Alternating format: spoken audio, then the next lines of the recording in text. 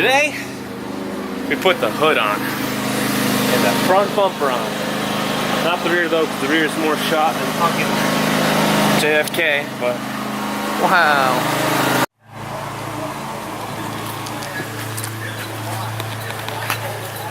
She's ready for some wax. Yeah! Alright boys, we just gave her a fresh wash down, so she's looking better.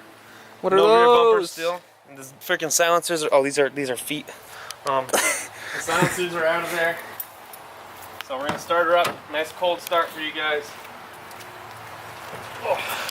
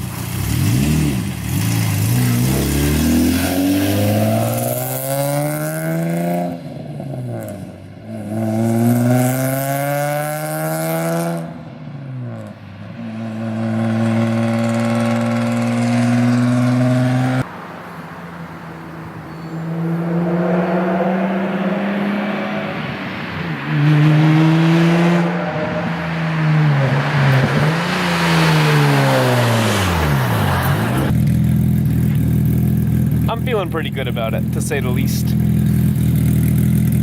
A little bit raspy, a little bit leaky. We'll get that fixed. Besides that, she runs good.